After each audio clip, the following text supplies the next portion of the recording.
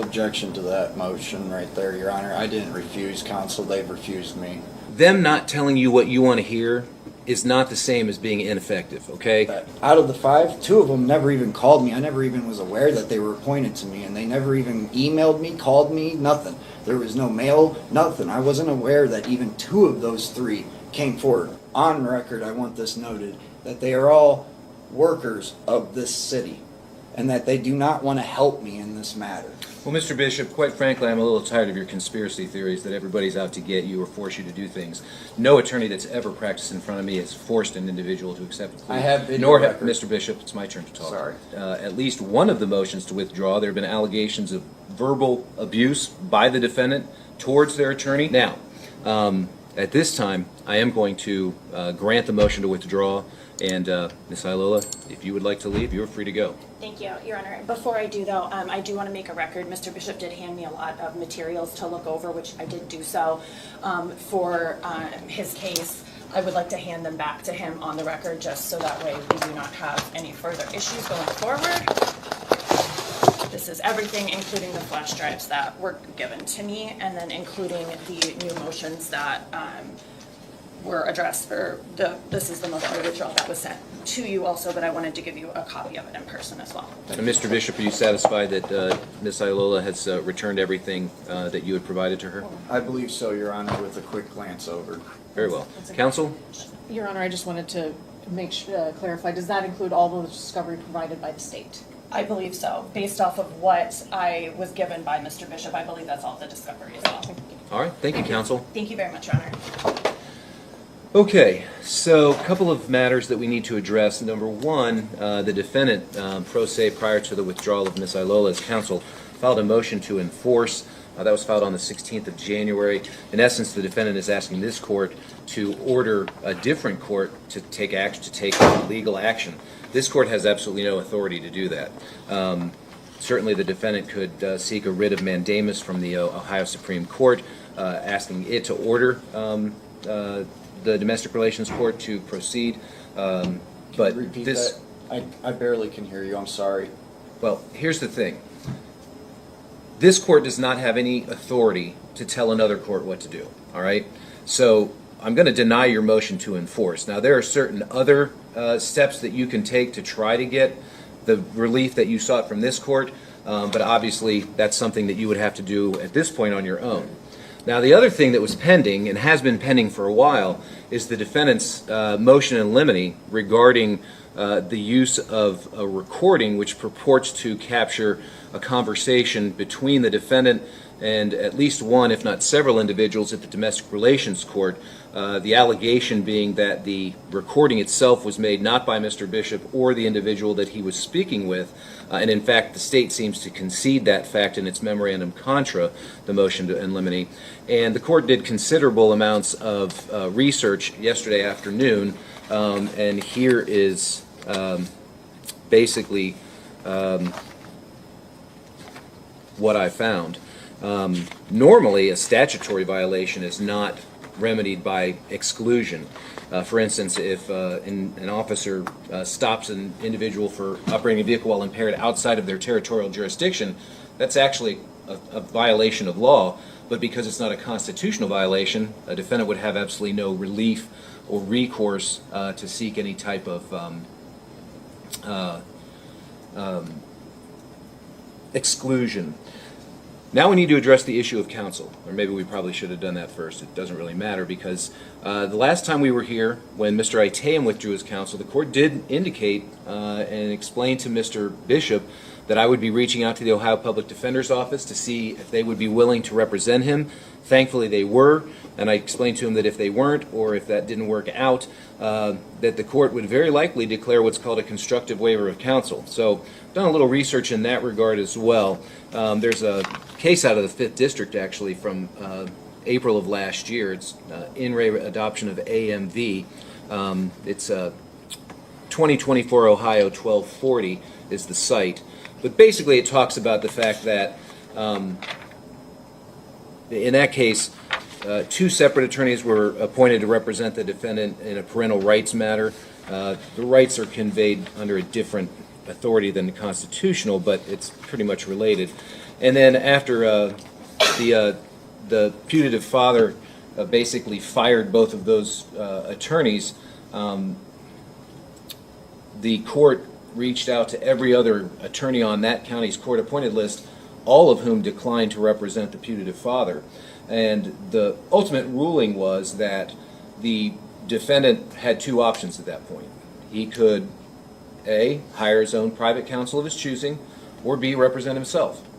But at this point, the court finds that it has done everything possible to afford Mr. Bishop his right to court-appointed counsel, but that if two were enough in that particular case, I think five is more than enough in this one. So the court is going to declare a constructive waiver of the right to court-appointed counsel, and I will explain to you, Mr. Bishop, that you have two options. Number one, you can hire your own attorney using your own funds.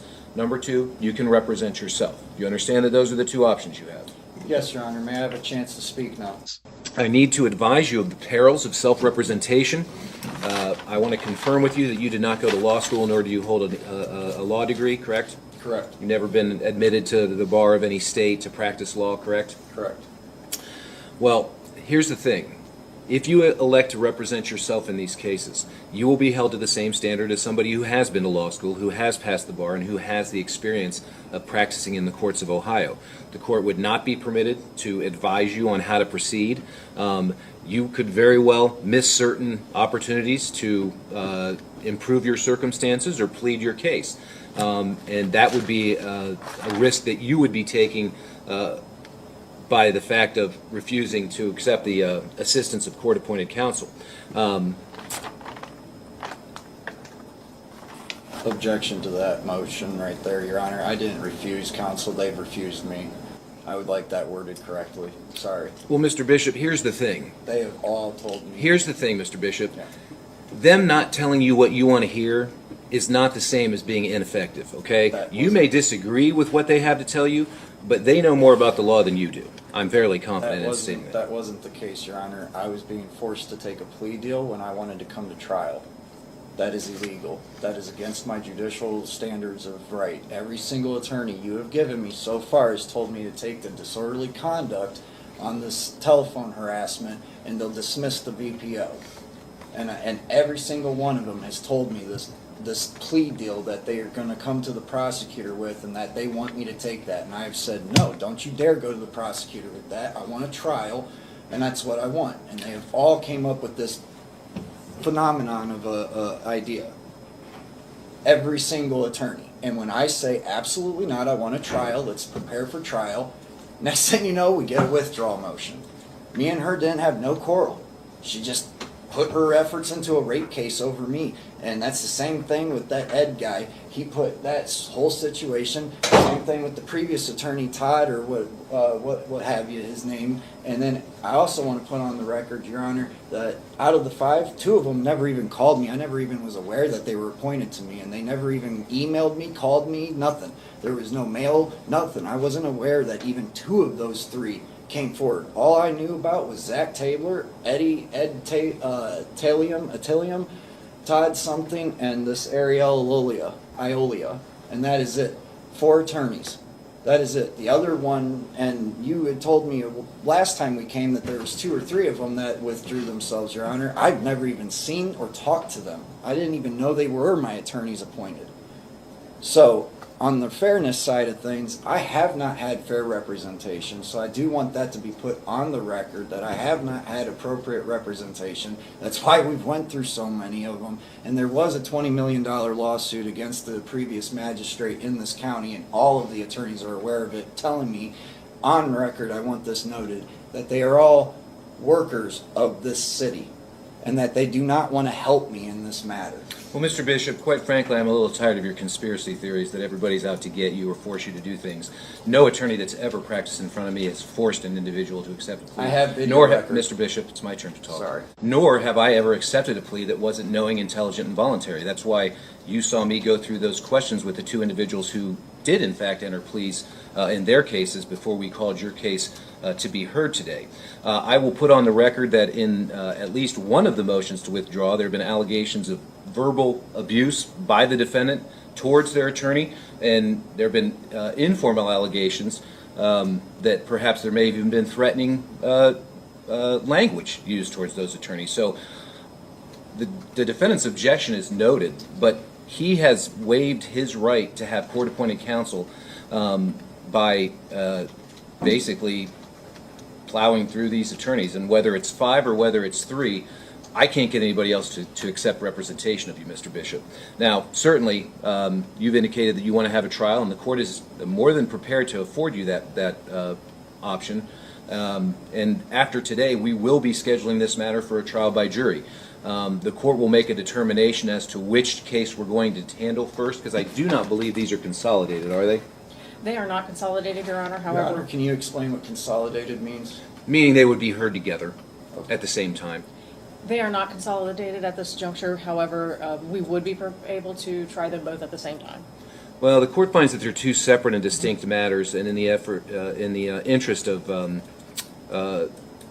safeguarding the defendant's rights against undue prejudice, I do believe that they're completely unrelated in that one involves an allegation of a harassing phone call to court personnel, where the other simply involves an allegation that a phone call was made to a school where the defendant's children were enrolled, but that he was subject to allegedly a protection order that prohibited him from contacting the children's school.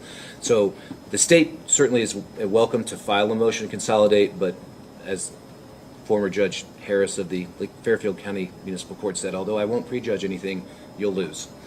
That being said, we will schedule this matter for trial probably within about the next 30 days, Mr. Bishop. If you, in fact, retain private counsel, by all means, make sure that they submit their notice of representation in a timely fashion.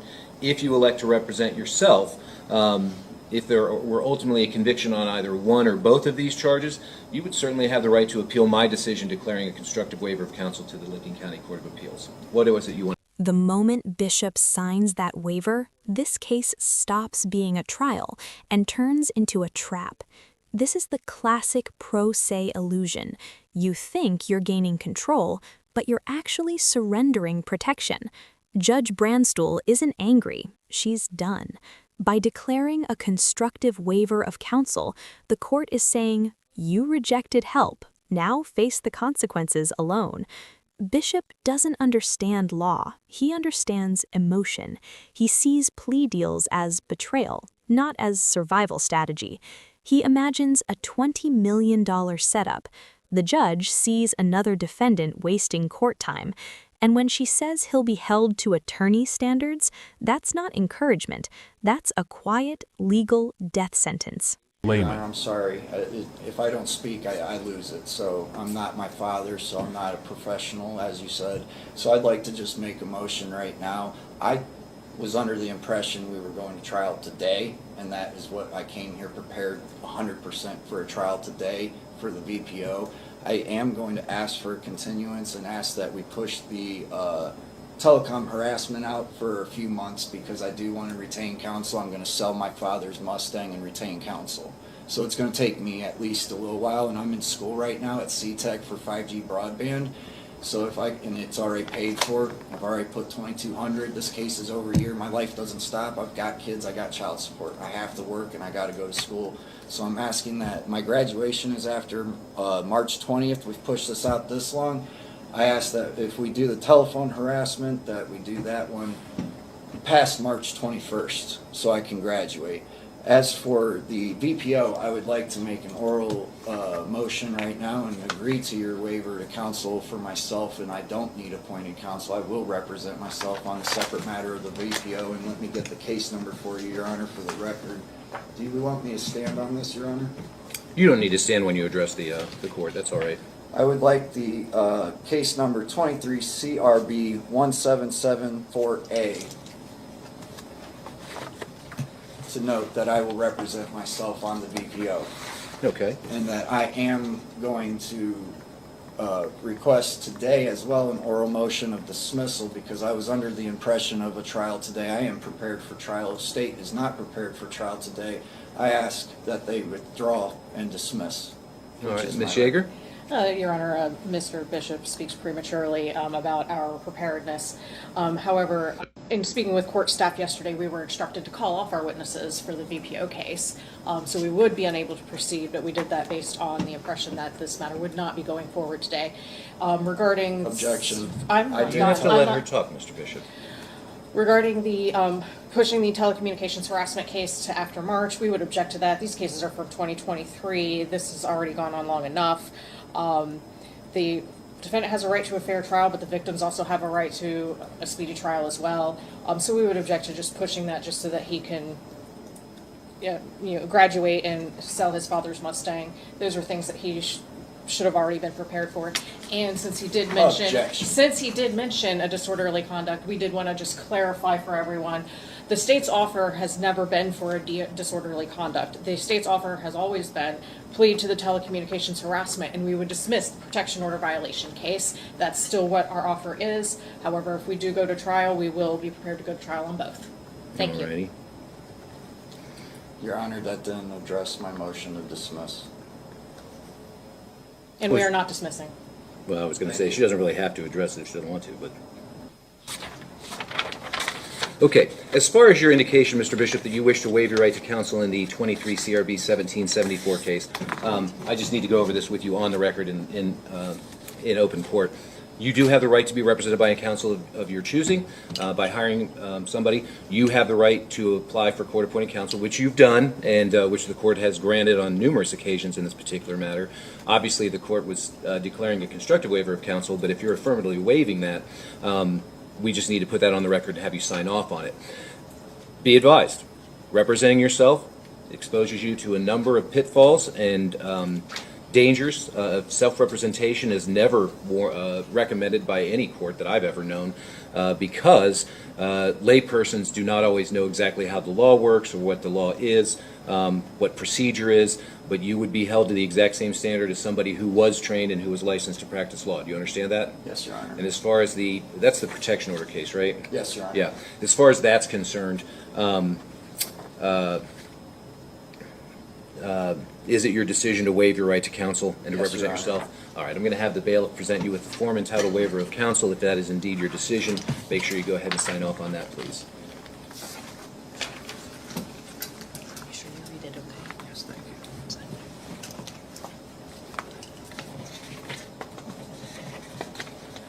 For the record, Your Honor, it does state on that paperwork the maximum penalty. We've never went over that. No Okay, one has. just to let you know, on both of these charges, the telecommunication harassment and the violation of protection order charges, they're first-degree misdemeanors. Each carry up to 180 days in jail, up to a $1,000 fine. They're also both what we call enhanceable offenses, which means if you were to plead guilty or be convicted of either of them, if you were charged with the same offense that you were convicted of here in municipal court, it could be filed as a felony-level offense and carry a potential prison term, but your exposure, as the charges stand here in this court, are up to 6 months and a $1,000 fine. Understand? Yes. All right. And the record should reflect that the court did advise the defendant after he signed, but does that change your decision to want to waive your right to counsel? No, Your Honor. On that case. Okay, so the Not court will on accept that the waiver. case. Okay, well, I'll go ahead and I'll grant the motion to quash without objection from the defendant. The other motion was to either quash the subpoena ordering Magistrate Kokensparger to appear for purposes of testimony, or in the alternative, because he had some sort of a conflict this morning, allow him to appear in the afternoon. Do you want to speak to that, Mr. Bishop? I would object to that. As the prosecution has already stated, we've pushed this matter out forever, and he is crucial for the VPO situation because of his November 7th, 2023 hearing. And he is a crucial, I believe the word is alibi to the, or notice of justice is what I read about, which is why I pushed for the enforcement. But yes, his testimony on that date is crucial to my case, and that is why I believe he should be subpoenaed, because I have a right to face my accusers. He is one of my accusers. Well, actually, the accusation is that you made a phone call, not that, I mean, you can't, I suppose you could attack the validity of a protection order, whether it was actually in effect at the time, but relitigating whether it should have been granted is not on the table. That's not relevant. to the determination about whether or not you violated it. So I'm going to grant the motion to quash at this time unless the defendant can show with more specificity the relevance that Magistrate Kokensparger holds to the violation of protection order charge. So, and I want to say this as well. I think you issued the subpoenas in the 1774 case. And that's the one it should have been, and I put these two motions in the wrong file. Okay, so I'm going to go ahead and I'm going to grant both of the motions to quash. As I said, you can reissue your subpoena for our next court date, but you'll have to show with some specificity why you believe that the magistrate has relevant testimony to Will he provide. have to, well, my question to that, Your Honor, is the validity of my audio that I'm presenting on our trial date, because that is... Well, I wouldn't, let me put it this way. If somebody subpoenaed my staff to produce a recording of court proceedings, I would not be the one who would authenticate it. It would be the person who created the recording. So again, this is something that you're going to have to figure out on your own because I can't give you advice on how to proceed. But there is a means by which you can address the appropriate party to produce those materials. And again, that doesn't mean they're relevant, and that doesn't mean they're irrelevant, but it means you have to go about the proper channels and seek the proper sources for those things. All right? All right, and then also final for my record, Your Honor, I would like open access to be able to speak with the prosecution and so the VPO matter on case number 23 CRB 01774. Since they are separate matters, I would like to be able to have that line of communication between me and the prosecution open as is usual custom standard. Well, you'd be surprised how frequently the prosecution fails to respond to emails and phone messages from actually licensed attorneys. So I can't force them to talk to you anywhere other than inside the courtroom, other than responding to any pleadings that you file. Certainly you have the right to contact them to see if they're willing to speak with you, but they're not required to prior to trial. Absolutely understood. Okay? Yeah. Anything else? No, Your Honor. All right, very well. We're going to stand in recess, and notice of the new court dates will be going out. It would be the court's intention to The telecom is the oldest one. yeah, that was the two. what the court was going to try first, was the telecommunication harassment. But as I mentioned, the state's more than welcome to file a motion to consolidate, but I'm not inclined to grant that because I do find that it would be prejudicial to the defendant. Oh, Okay? Your Honor, one more thing, just since he asked about open access to the prosecutor. I believe I indicated to Mr. Bishop last time when we were here with Mr. Otayam, and my position on that still stands. I will speak to him in court on the record, or I can speak to him in writing through email, just so that there's no miscommunication and no issues on either side. Okay, very well. Thank you very much. Court stands in recess. Can I get the email? Yes. What we just witnessed was the total collapse of the attorney-client relationship. In the justice system, the right to counsel exists to protect you, but Mr. Bishop treated it like a weapon, lashing out at anyone who brought him reality instead of reassurance. Let's be absolutely clear. A defense lawyer isn't hired to agree with you. They're hired to keep you out of a jail cell. When 5 different attorneys, all trained professionals, independently recommend the same plea deal, that isn't sabotage. That's experience reading the evidence and recognizing a losing position. By insisting on a trial on principle, without the knowledge to navigate Ohio's rules of evidence, the defendant didn't take a stand. He raised the stakes. What could have ended as a minor resolution is now a possible 180-day sentence in county jail. A courtroom is not a place for personal truth. It is a place for admissible proof. And Bishop's attempt to subpoena a magistrate makes the problem obvious. He is trying to argue whether the protection order should exist instead of defending whether he violated it. Legally, that argument goes nowhere. You don't earn the right to break a law just because you believe it never should have applied to you. His last-minute plan to sell his father's Mustang to hire private counsel doesn't change the timeline either. The court has an obligation to move cases forward for the victims, the state, and the public. Justice doesn't pause because someone finally decides they want professional help at the 11th hour. As the judge calls a recess, the weight of self-representation finally hits. No attorney, no safety net. Every motion, every objection, every piece of evidence now falls on him. He is walking into a legal battlefield with nothing but paperwork and confidence. Mr. Bishop isn't fighting the state, he's fighting his own ego. And in a courtroom, ego loses every single time.